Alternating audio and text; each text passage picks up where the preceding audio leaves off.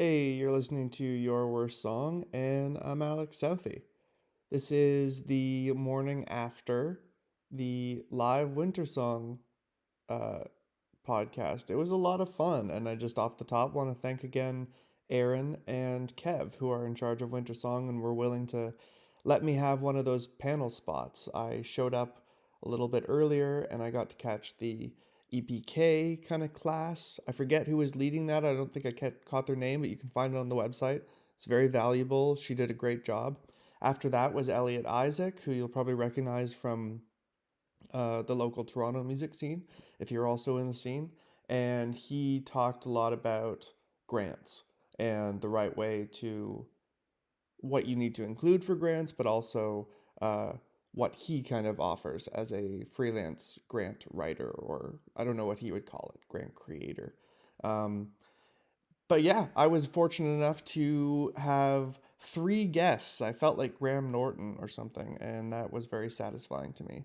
I had members from Noise Hotel, Torrance, and Jane's Party, all of whom have now played the festival. This is coming out on Monday, so I'm recording this essentially. All of this happened in the last 2 or 3 days, and it was incredibly enjoyable. The bands are mostly indie rock and kind of grunge rock. I hope you enjoy it.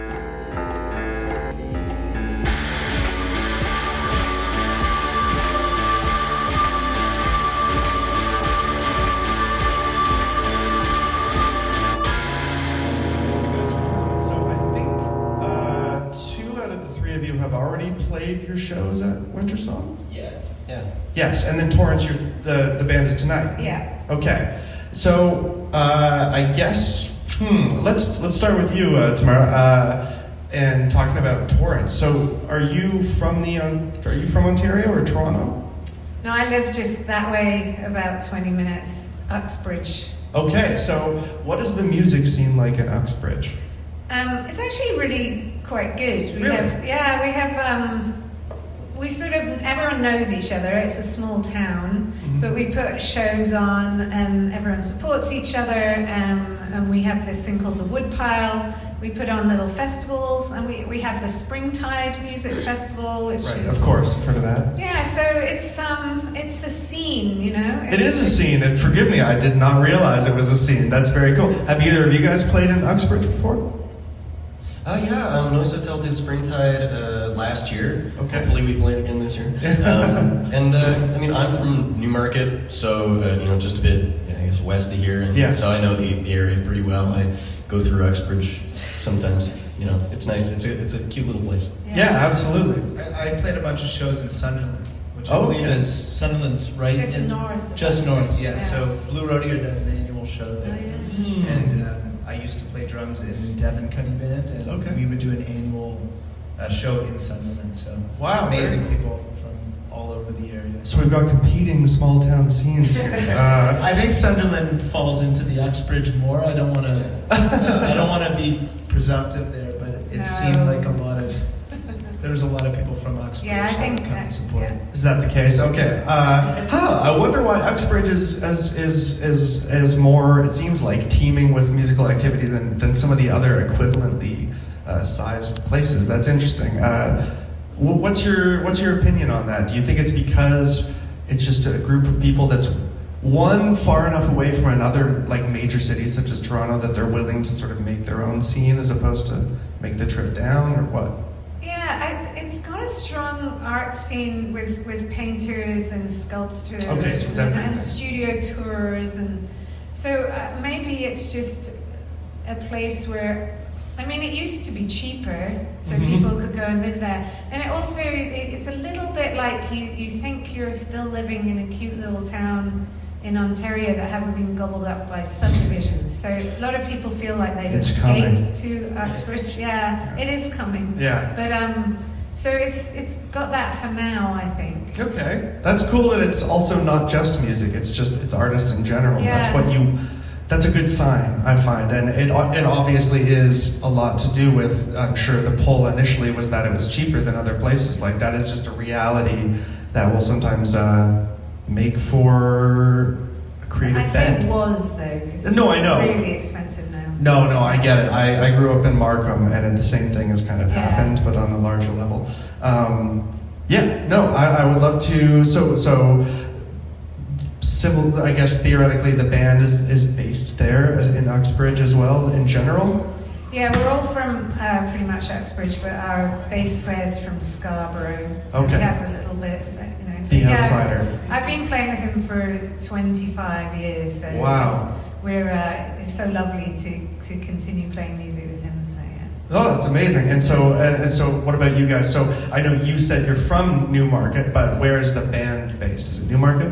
So we're in a bit of a transitional phase right now, Alex. Okay. So we initially formed out in Ottawa. That's what I thought. Yeah. Okay. We formed out in Ottawa because, my guitar player, who's in that blue coat right there, he's from Ottawa originally, but we all went to Carleton University out there, met there, but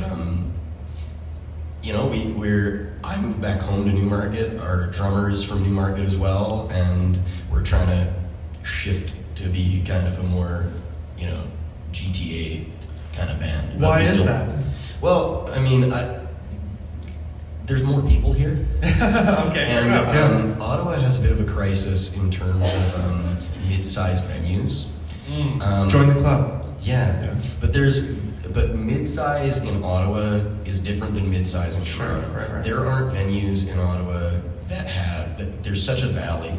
The largest club that an indie band could book is probably Club Saw. It's a 250 cap venue.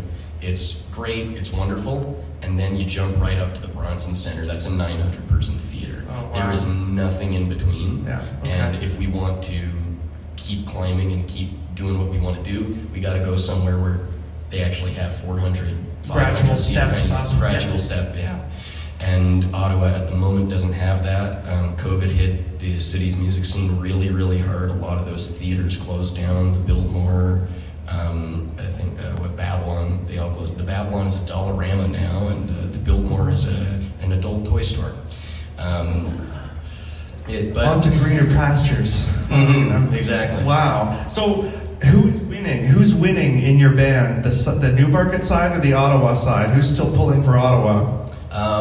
We're all kind of pulling for GTA. Okay. Now. It's just a matter of leases running out and people finding places. Okay, gotcha. And so Zach, how about you from Jane's Party? Like where's it based? So we're also in a transition period. Okay, all right. But we're a little more coastal. So I'm in Los Angeles. Mm-hmm. Two of the guys are in Toronto, and one is in St. John's, Newfoundland. Wow. Okay, that's a real stretch. That puts your Scarborough stretch to shame. But to make the world small, we actually met in Ottawa. We played a show together last year at Live on Elgin, which is one of the better small cap. Definitely, yes. Amazing spot.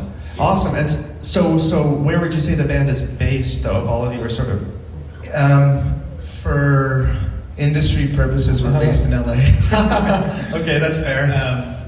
But I would say we're Toronto based in actuality. It's where we get together more. My family's here, so I'll fly in. I was just going to ask. Same with the keyboardist who lives in Newfoundland. His family's also in Toronto. So we meet here, we get as much done as we can in about 48 hours, and then we like the Avengers, and then you all go back to different things. Okay. So why are you in LA now then? It makes sense generally for business practices, whatever art you're in, to be in LA, right, or New York or something like that. But if your family is based in Toronto, then I'm just curious what brought you out there. So it was a COVID move, but it had started a few years before. My wife is actually in film and television, and a lot of her work was already in Los Angeles, and we were traveling back and forth. And then COVID hit. I managed to get my visa, and we took off. I'm also in music education. Inner city programs. Cool. And they happen to have a huge infrastructure for that. So there's been a ton of work for us, which has been good. Just quickly before I ask you about your famous wife, I have no idea if she's famous. I'm just guessing. She's much more prolific than Jane's Party. Okay, gotcha. Well, what I was going to ask is, what kind of music what does that look like? Is it as, I don't want to say as simple as, but I mean as what we might expect, just like teaching somebody an instrument, or is it music therapy has kind of become a popular thing. Is it in that vein? Yeah, so I'm not a licensed music therapist. Okay. There's certainly elements of that. I worked with the Regent Park School of Music for 8 years, wow. Which is now Community Music Schools of Toronto, and we're actually doing a fundraiser for them tonight wow. in Toronto. Wow, okay. And where is it? It's at the Cameron House. Okay, Cameron House, yeah. That's awesome. Cameron House is a great oh my God. That's when we're talking about the infrastructure of cities. If we lose venues like that, then we lose. Yes. We lose everything. And one thing I'll say, too, sorry, just on a side note, is that some of the best musicians I've met in Los Angeles come from Southern Ontario. Really? Because you have to cut your teeth here. You have to be a good player first. Right. As opposed to if you're born on home plate, let's say, and the home plate being LA, then you're not gonna have the same work ethic, I suppose. Or the idea, the mentality about trying to write sort of hit songs versus being like a bar band. Yes. And the bar bands to me are the lifeblood of a good music industry, because you don't fake it till you make it. You really have to cut your teeth. No, that's definitely true. And actually, yeah. I think you make a good point too that I hadn't really thought about much, which is there can be sometimes this sort of snooty attitude about, everything I do is original, which is a great thing to do, but everything I do is original. I don't want to play covers. I don't want to be in that kind of bar band. But actually, 4 days out of the 5 that venue might have music, it's probably a lot more bar bands like paying, that just have a simple cover and they're playing covers, and that's what keeps the bar in business for you guys to do, for us to do our little artistic thing. You know what I mean? My experience gigging for the most part was 4 days a week, 3-hour-long shows. There you go. Mix of covers and originals. Okay. And sorry, just to mention the education. So I'm part of 2 organizations in LA that are similar to Community Music Schools of Toronto. So I help with marching band in Crenshaw. Wow. And marching band is a huge part of American culture, which Definitely. was new to me. And then I also run... Crenshaw, LA. Yeah, Crenshaw, LA. All the famous rap songs mention Crenshaw. Yeah, it's the most amazing area. It's my favorite part of the city. Wow. The community's incredible. And the amount of art, like literally around you, and also just the talent that exists in that community is beyond anything I've seen. Wow. And then I do some other programs, elementary programs and stuff like that, but I'd say that, just being in the inner cities, it's sort of like the small towns in a way, that's where you really find so much talent in the places where people maybe don't think first as their first place to go. I get it. Clearly I was wrong with Uxbridge and it's that kind of thing. I wanted to follow up about LA. Have either of you guys been to LA or played in LA or anything like that? Yeah. No. Or know his famous wife or anything? I went a couple of times. Yeah. How was it to I you? went with Bob Wiseman. Okay. On tour with him. Yeah. What was I that? don't know, it felt a bit frightening in LA, and I think like anything, if you only get to go a couple of times, you see the highway, and you see the club, and you see a gas station, and that's pretty much Right, it. you're passing through, you're not getting an actual feel for the culture of the... Okay, I see. But it does have that feeling that something might happen. Okay, I agree with you. That's actually what I was kind of wanting to know. New York and LA, to me, are 2 of the only cities that they obviously have this reputation in the arts, and you go and you're like, oh, there's something weird here. There is a thing here, and that's either, I don't know if it's the chicken or the egg, right? I don't know if it's because of the arts, now there's a vibe, or there was a vibe and it attracted the artist, but something is happening in those places that you can probably speak to this a little more. The more you're willing to throw yourself into the niches and the localities, because LA itself is 88 municipalities stitched together, and there's incredible artists everywhere you go. The more you throw yourself into the local scenes, it gets weirder and it actually gets way better. Like the least exciting part of it, I think, is the stuff that often gets glamorized. It's actually way deeper and way cooler than media will ever cover. No, I believe you. I feel like an analogy for that is actually Hollywood Boulevard, which is a world famous name, and then you go there and you're like, this is not nice. This is rough. We live pretty close to it, and it can be very rough. It can be. I mean, you expect to see, whatever. You hear Hollywood Boulevard and you imagine a star or something, and there are stars on the ground, but there's, it's just cheap taco places and comedy clubs. When I pick up friends from the airport and they've got an idea of where we're going to go, and we don't end up doing anything that's on their agenda, because there's so many hidden gems and so many amazing clubs and wonderful people. And what's on their agenda? Is it like Will Smith's house? Other stuff? Yeah, I guess when you think of Hollywood, you think of the Walk of Fame, and you think of people think of Beverly Hills and all that sort of stuff, and they're cool and they're fun to check out, but no, they don't exist. No, yeah. Yeah, it's very. They're going the way of the medium-sized venues, guys. It's very different, and in the same fashion, LA's definitely been hit by that same problem. That a lot of great clubs have shut down. So Hollywood of prior to the pandemic is not Hollywood now. Right. And people are pushing further out, and it's creating some interesting opportunities, and it's also tough to sort of see the city as it is at the moment. I feel like were you going to say something else about? You look like you were itching to say something, but is it working? I also love that sweater, by the way. Thank you. Valley Village fine. Yeah. Well, because this is primarily audio, tell us what sweater you're wearing. So it's a blue kind of knit sweater. It's a mix of polyester and cotton. And, it's got the Ski-Doo logo on it. Ski-Doo? Ski-Doo, like like a snowmobile, like a snowmobile. But I didn't know that was a brand. Yeah, it's the same people who make Sea-Doos. It's made by Bombardier. Oh, so it's like Kleenex, where people just use it to mean tissue, but actually that's a brand name. Yeah, this is about brands, guys. Yeah. Okay, interesting. I'm not sponsored by Bombardier. I'm not sponsored by Ski-Doo, but I just like the sweater. But you would like free stuff. I would love free stuff. I would love a free snowmobile for me to resell on Facebook Marketplace. Yeah. Well, which, by the way, is a treasure trove. We could do another hour about Facebook Marketplace. But why don't each of you just maybe, for people who don't know or aren't familiar with Noise Hotel, Torrance, and Jane's Party, can you, I know it's tough, nobody likes doing this, but can you describe the genres or subgenres of what your bands are? And then maybe we'll get into the main 4 tentpole questions that I kind of have. Sorry, and we can start with Noise Hotel. Yeah. Okay. There we go. Yeah. So I mean, generally, I would say we're indie rock. I think that's it's a good enough umbrella term. Sorry, my alarm on my phone went off during this question, but basically he says it's indie rock, living room rock. It's his joke. Awesome. Okay. And how would you describe Torrance?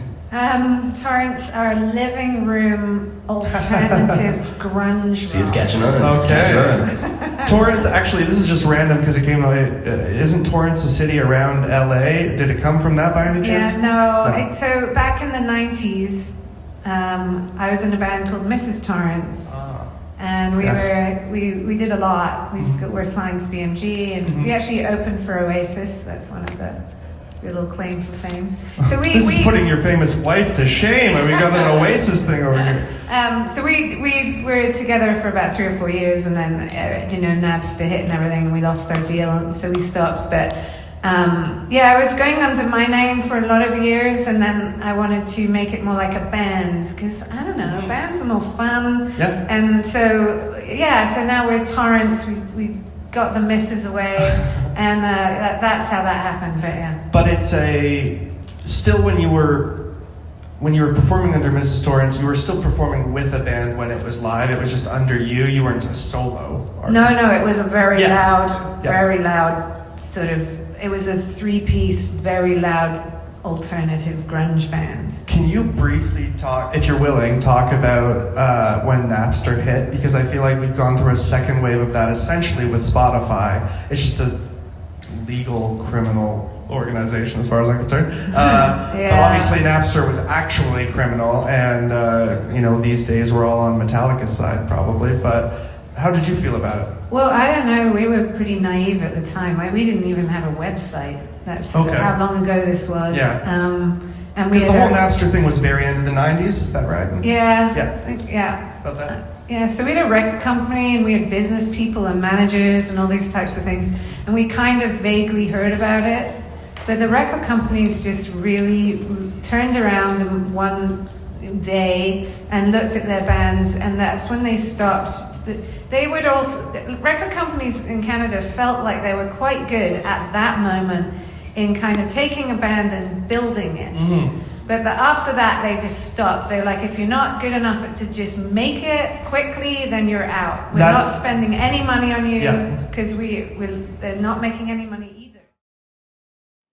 Sorry, during this part, my phone that was recording actually dropped on the ground, and then it stopped recording eventually. So there was this awkward section where we had to get everything going again, and that's where we're coming back to. Oh wait, did we finish the genre? We didn't finish the genre. So you finished talking about your living room grunge kind of stuff? Yeah, I think I'm good. Okay, and so let's hear Jane's part. So we would be living room indie rock darlings. And I say darlings because they are darlings. People know us as, I guess, being fairly nice guys. We don't have a real edge to us. We're as influenced by the Strokes and the Arctic Monkeys as we are by Jackson Brown, the band, Steely Dan, acts like that. Okay. Dolly Parton. We love harmonies. We love... You guys mostly have the influence from Dolly and the way you look, right? I wish. But every time we do covers, like we'll do some covers tonight for this fundraiser, and it will be Dolly Parton songs and the band songs and Beatles songs. Cool. But people will say that we sound like the Strokes. That's just how it's sort of manifested. Huh. But you feel like it's just kind of manifested that way. You didn't sort of seek out us, because I feel like it happens this way with artists of all kinds, even all the way to like comedians. They start kind of using somebody's voice to get their confidence as they go up, and then they find their voice. Is that how it was for you, or did you just feel like it started and you were already a result of a mix? I think there's a few things that really sort of played into Jane's Party's formation live. So one, we were a party band at university. So we would do a lot of covers, and we do a lot of classic covers. This begs the question, did you play at a woman named Jane's place? So there's a few stories about Jane's Party. I'm gonna give you the nice story. Okay, sure, nice story. We had a garage studio on Jane Street in Toronto. We all went to York University. We were called the After Party first, but there was another band called a hip hop band, and all their fans started coming to our shows. So we changed our name. And we started as a live party band, but also just the necessity of not having a ton of money and not knowing about the music industry. Our first album was recorded in our garage with one or two microphones. So we started much more folky. And as we started to meet people, we started to add more microphones, more instruments, and it sort of developed into this Beatlesy, kooksy, Strokes sound. Cool. And actually, on the Oasis note, our last song that we just released a week ago or 2 weeks ago, we're paying tribute to bands like Oasis. Oh, the Britpop era. Yeah, Britpop, even just 90s alternative. It's another side of us that we haven't explored. I heard Keen when I love Keen. Yeah, I was like, oh. I saw them last night. They were great. It was an amazing show. Awesome. Yeah, no, I'm glad to hear that. Let's get into the main 4 questions then. The first of which is, and we'll go reverse snake order, so we'll start with you. That's a fantasy draft term for me. Let's talk about the first question, which is, what is your best gig memory? And it could be you nailed singing, it can be literally technical, or it can just be a vibe thing. Alex, that's a tough one, man. We've done so much touring in 17 years. I think the gig I'm going to say, it was our guitarist's birthday. It was our first big European tour opening for Tom Odell. And it was also Tom Odell's birthday, ironically. Oh, wow. They shared the same birthday, and we were in Hamburg in front of the biggest crowd we'd ever played to, and everyone was rejoicing at the fact that it was our guitarist's birthday. And I think that was a huge moment of happiness for us, where you get to experience this with your best friend. Yeah. So and dual birthdays, nothing's better than that, right? Hey, that's awesome. No, and I like that you went with a vibe thing. I mean, it can be either way, but vibe things are harder to articulate, I guess. But no, that makes a lot of sense. Okay, so how about a Torrance? How did a Torrance show? Well, I think that there was a standout. I mean, we're a very new band. We've only really called ourselves Torrance for 6 months, so I've not got a lot of gigs to draw from. Well, but I'm going to pick one of those gigs because I don't want to talk about all the other stuff. So yeah, we were playing at Springtide, and the band before us were like all 20 years old, and they were doing like punky kind of rap. Oh. And the whole place was jumping, and I'm like, oh my God. Like, I am not, I'm getting on. Yeah, and I was like, oh, are we going to go out there? Are they going to just be like, oh no, who's this old lady? Like, I really was, I was very worried. Uh-huh. But I was talking to the band, and they were going, oh yeah, it's going to suck. And nobody was like, and I just said to the band, they were like, let's start with our quietest song. And I'm like, no, we're going to go out and do what we do. We're just going to go out and do it. And everyone just responded. The place still kept jumping for us, and we had one of those great shows. So, whew. Wow, that's fantastic. Now you know you can open up your audience to people who also like rap rock. Right, yeah. Okay, and is your microphone working? It is now. Okay, awesome, yeah. And so how about you? Oh, well, there's a lot. That's good. But yeah. Oh. Thank you. You're not supposed to tell that story. That's why we turn it on. Yeah, you're right, yeah. The microphone gods exactly. told me. But there have been a few, but I think, I'll go with one that was recent. It was actually just a couple of weeks ago. We were back in Ottawa. We were playing our favorite joint, the Rainbow, which we play at basically once a month at this rate. And we sold it out. Like we booked the show, ourselves. Like we had a crap ton of people there, a lot of friends, and a really good bill. And I don't know, I crowd surfed. It was fun. Yeah, it was a great gig, and a good way to start off the year, and just nice to be back where we started off. Crowd surfing in January, that's like kind of an image you don't really picture. I know January, it's inside. Shows go crazy in Ottawa. Everybody, people are getting put up for indie folk bands. And we love this song. Exactly. People just love going to shows and having a good time. That's great. That's the vibe I get from Ottawa. Go ahead. I was just going to ask, is Stacy still there at the Rainbow? Oh yeah, Stacy is the booker. We played their 40th anniversary party this year. Yeah. Stacy, emailed that. Yeah, she's still around. She's. Ooh. So we've got 15 years of history at that venue as well. Yeah. Just incredible. That was the ghost of Stacy, who's still alive. Say hi to Stacy, please, from James. Can I just check? Yeah. Okay, perfect. Okay, that's all good. Sorry, did you have 15 years there of experience? Rainbow would have been one of the first venues we played, and Stacy, and I don't know if Andy is still there. He was the bartender. You really get to know these people so well, because to be a champion of live music in any town at any time is a tough gig, and it takes a certain type of person. And Stacy is one of those people that makes you feel at home every time you go there. So she's a college professor too. It's crazy. Doesn't surprise me. Wow, what does she teach? I'm not too sure what subject, but she teaches at Algonquin College. Wow, that's pretty cool. Yeah. Shout out to professors. Oh yeah. Okay, well then the second question is the flip side of that. So what's the worst gig you think and we can start with Noise Hotel in this case. So also, sorry, actually, quickly, just a time check. Could I get a time check for somebody? 3:40, and do I have to cut off right at 4? A little bit, Little before? A little before, yeah. Okay, cool. Okay, well, this is a speed round for the next 20 minutes. All right, this one was in November of 2024. Can I name venue names? Dude, name names. Yeah. It was the Paddock Tavern. It was the Paddock Tavern. Okay, Paddock Tavern. We get there, so. They were they just built a new stage, and they're still, putting up acts there. I know they did some stuff for North by Northeast over the summer, but they built a new stage and everything. They wanted us to go play. So we get there, there's vomit on the stairs when we get there, so that's always great. There's vomit on the sweater already. I know, wow. Spaghetti. Yeah. But we get there, there's vomit on the stairs, so promising. We go in, and I was told I could use the house amp, and I was like, hey, am I still good to use the house amp? And the guy was like, yeah. One of the tubes is broken though, so I can't use the house amp. You can use my car, it just doesn't have a working engine. Exactly. Yeah. There was only one stage monitor.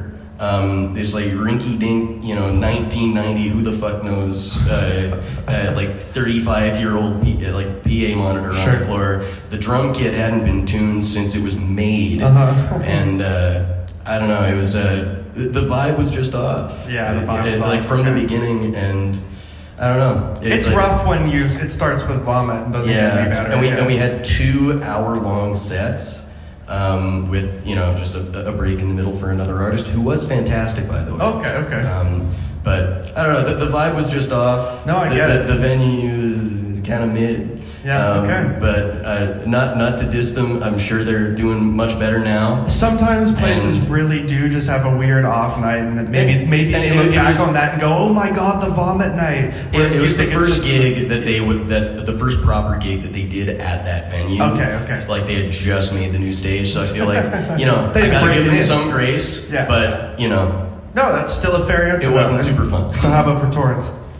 I don't really have one for Torrance. Well, that's a good thing. So far. But I don't know about you guys, but when it's a special occasion, I get really stressed. So like a CD release, that's when everything's going to go wrong for me, because I'll just my level of anxiety during the day before a gig, at the best of times, it goes up quite a lot. But if there's a lot riding on it, it'll. So anyway, I was backstage at the Rivoli. They got this tiny little room. I was trying to tune my guitar, before I went on, and my string broke, which never happens. Yeah. And I had another one in my thing, so my guitar case. So I pulled it out, and I was restringing it, and I'm tightening the key, and it broke again. And I start to go, and then so it hadn't wound up totally. So I tied it on to the thing. And I was tying it on, and it snapped again. And later I found out that there was this tiny little sharp piece on the thing that was breaking the strings. But I was very close to just walking out of the venue and walking. And I've never. There is a pride of like playing that most musicians have. Like I don't think I've ever missed a gig. Right. Even if I've been sick, my adrenaline will kick in for the show, and I'll do the show and walk off and go and then be sick again. But I've never missed a show, but that was the one where I was like, I just cannot do this. I wouldn't blame you. That sounds god-awful. Yeah, it was very stressful. I borrowed a guitar and played the show. Wow. Well, okay. One popped into my mind right away. Okay, that's usually a good sign. We've had a few over the years, but St. Thomas, Ontario, and no disrespect to the people there. I actually love the people there. But we played a festival, and we played at a hotel, but I don't remember what it was called now. Noise Hotel. Yeah, Noise, yeah. It took them 45 minutes to fix an electrical issue that started during our first song of the set, and there was people smoking in the bar. It was a bit of a rough crowd. We go into our first song, and all I hear is, "This ain't country music." And I was like, no, it is not. We are screwed. Wow. And they put us in said hotel, and there's cigarette burns all over the place, and we had a shared bathroom with someone who was living there. So that was an interesting one. Forgive me, I don't actually know where that. You said Ontario, but is it outside of a major city that we would? St. Thomas the closest major city would be London. Okay, I believe it's a little bit southwest of there, right? Society. Yeah, right? It's Amish. Yeah, a lot of. Do Amish smoke? It's not all Amish. Oh, okay. It might have only been one or two people smoking, but they were smoking enough at the whole place. Gotcha. Okay. Incredible. Wow. I mean, and it ain't country music. No, it ain't country, right? Nor do you want it to be in your case. Okay. Well, then normally I try and guide the plane back to some more positivity with what you think your best song is publicly, but because of the time, and thank you very much for giving us this time, let's go with the end question, which is what you think your worst song is. So let's start with Jane's party. First off, thank you very much. Thank you very much. It's been a lot of fun. And thank you, Wintersong. Worst song. Okay, I got a number of those. But there was one, we went down to Boston to record a song. It was like an Emerson recording project. And we weren't really allowed to be in Boston at that time. Though we weren't playing gigs, but they gave us a hard time at the border. It's really scary. I got pulled aside. Because you didn't have the proper insurance and permits and we stuff didn't like have that? visas. Yeah, we were trying to explain ourselves. The border guys thought I was on drugs because I was so nervous. Were you on drugs? I don't think so. And we went all the way down there. We recorded these projects. We get the mixes back and you know the masters back eventually. And somewhere, somehow, white noise just appears in one of the songs. Whoa. And it just comes in and goes... It was the border agents. Yeah, well, that might have been it, but we tried to play it off like it was an artistic vision because we committed so much time and so much energy. Tom Waits would do something like this. Yeah. Wow. So that's our worst song. Okay, got it. That's your worst. Okay, so people look that up. Torrance? How about Torrance? Well, I've often had a hard time with understanding where the line is between oversharing and not. So I released a song. Do you mean oversharing in song or in the context around? Okay, yes, I see. You know, and I think, oh God, I've got a big foot that I put in my mouth, and I just stopped myself from doing it again. Okay. And I'm feisty and edgy. That's why the band is loud. Sure. And anyway, when things upset me, I can just roll around in it till I'm smothered in it. And so one of these songs I wrote about, I shouldn't have done it. And even in I Magazine, they said, Tamara Williamson oversharing. And so I felt really embarrassed afterwards, and I haven't played the song in years, and the guy who was the subject matter of the song just looks at me and goes, oh no, that song. And he's my great friend now. But oh really? Yeah, so yeah, and I haven't learned my lesson. I still do it, and I'm a dreadful person. But anyway, it's called That's Why I Kicked Her Out. That's why I kicked her out. Yeah, and I apologize for writing that song. Wow, no, that's still. I mean, that's a ripe song for this question, so that's fine. But I also love that you're wearing a T-shirt that says "Who cares?" after explaining all of that. Yeah. Who does? You're trying to learn how to not care. It sounds like maybe. No, I don't care. No, you don't. Okay. I need that shirt. Okay, and all right. So I mean, I've written a lot of bad songs. Not all of them see the light of day, but you know it's going to be good when you have to preface with "All right." So yeah. This was very early on with the band. I hated this recording so much. We re-recorded it and put it on the album we dropped in August. It's a song, I quite like the song itself, but the initial recording was garbage because I did it in my, college room, right? Did it have white noise on it?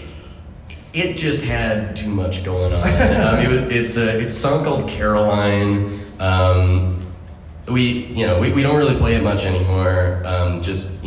It doesn't really fit the style we're doing right now. But again, I recorded it in my room in university. I think I was running the bass through a 9-volt battery powered amplifier because we didn't have much space. The kind that can fit on your hip and you walk around your house. Yeah, okay. Yeah. There were some. It was all done on GarageBand. There were some interesting production choices, to say the least. Sure.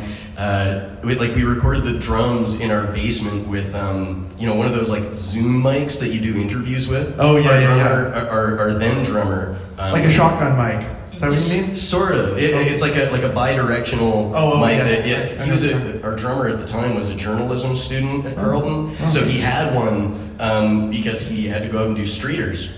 And we were just microphones. I got my 58 and a condenser, and he's got this. So we ran it through a crap ton of compressors, added weird sound effects, and it sounded like garbage. But we released it. Hearing this though it's a testament to how hard working you have to be at the beginning of your career to just be whatever. I just got to put something out. I just want to add that that's one of the problems with Spotify is that you don't get any control what they play when people go to your Spotify. Yes. So that song might come up straight away. Very People true. Go, that's frustrating as an artist because you want to maybe just for people to hear your new stuff first. You want to make the right first impression. Yeah, yes. you don't have any control over that. And that is why we re-recorded it in a proper studio. As a drummer, I'm curious. I'd love to hear the original version because I've recorded drums like that many times. I'll save it to you, man.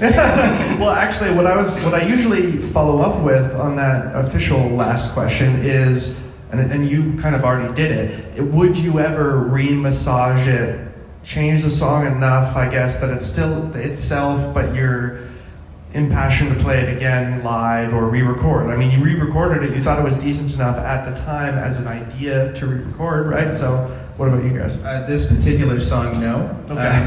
Other songs, we've reimagined songs, but that was more of an FU to our record label at the time. Oh. We did Taylor's version long before Taylor. Jane's version? Jane's version, yeah, exactly. Jane says. Wow, I feel like that I'm slowly uncovering a mountain of stories between the three of you, but we don't have the time. So next podcast. The next podcast. Oh, there'll be a part 2 next year. Just wait that long, like Severance. Thank you guys very much for coming. Thank you guys very much for coming. And Wintersong. Oh, wait. So you didn't answer that, right? Oh, sorry. Wow. It was more informal, but sorry. No, go ahead. Sorry about that. I actually want to just say that these guys have just talked about production value and haven't admitted to writing a bad song. I'm the only one who admitted to writing a crap song. That's a good That's all I have point. to add. But, that's a good point. But no, would I? No, I can't. That song shouldn't. I should just go on CD Baby and eliminate it from the world. Actually, maybe that's another question. Would you guys ever do that? Would you do that with the original version? I would do that. Yeah. We're missing a music video that we did earlier in our career, and I regret it, but the guys at the time were like, this needs to go now. Okay, fair enough. Is everybody feeling satisfied then? They got their answer out? Okay, thank you guys very much for coming on the podcast. I appreciate it a lot. My name's Alex Southey. The podcast is called Your Worst Song. You can find this episode you're currently part of and listening to on Spotify and everywhere else you get podcasts. So thank you very much. Thanks so much. Thank you. Thank Cool. you.